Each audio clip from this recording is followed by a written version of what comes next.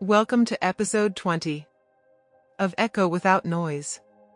Kind but not hollow, learning to say no without guilt. Have you ever been the person who jumps up the second someone wonders aloud, "Where are my glasses?" Or the one who starts folding clothes midway through your own tasks because someone mumbles, "Why is this lying around?" I've been that person. There's a kind of yes I used to give silently.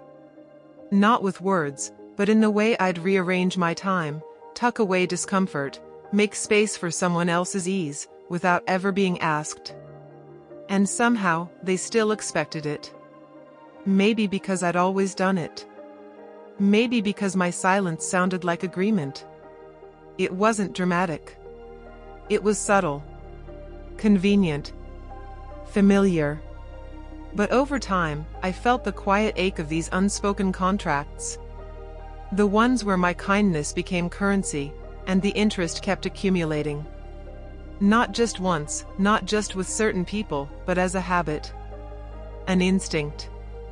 A quiet agreement I never signed but kept following.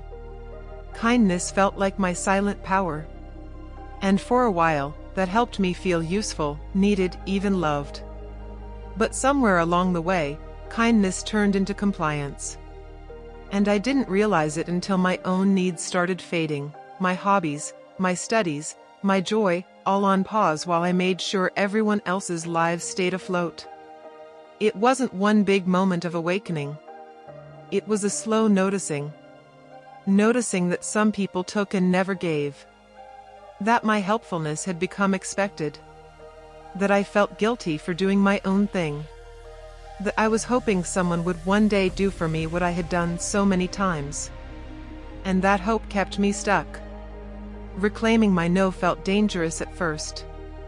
As if I might lose love by drawing a line. But now I see boundaries not as punishment, but as a form of deep respect, for myself, and for the kind of honesty I want in my relationships. It didn't happen all at once. I still slip. Some days I feel that old reflex twitch, say yes, be helpful, don't disappoint. But now I pause. I listen. I choose. And each time I do, I feel something shift, not just in me, but around me. The people who truly see me don't shrink away when I protect my energy. They lean in. They learn how I love myself, and how I still love them. Let me be clear, I still believe kindness is powerful. I still believe it returns, even if not from the person you helped. It finds a way. But I also believe, kindness must have boundaries.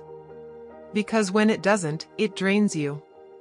And no amount of praise or gratitude can fill the space left by your own abandonment. Now, I'm learning to say no. Not out of bitterness.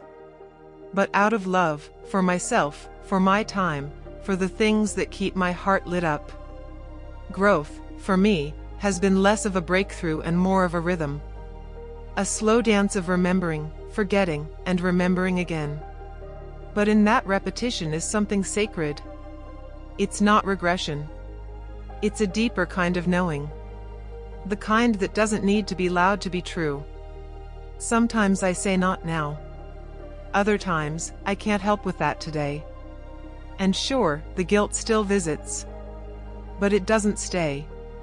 Because I remind myself, every time I say no with integrity, I say yes to myself. And that yes? It's healing. To those listening, if kindness has ever felt like a duty rather than a gift, you're not alone. If saying no feels unnatural, you're not broken. You're learning to unhook from a pattern. A pattern that says your value lies only in what you give. It doesn't. You are enough even when you're unavailable. Even when you prioritize your energy. Even when someone else doesn't understand. You can still be kind. You can still be helpful. But now, with clarity. Now, with choice. So breathe. You're allowed to say no. You're allowed to pause. You're allowed to matter to yourself. And you're still kind.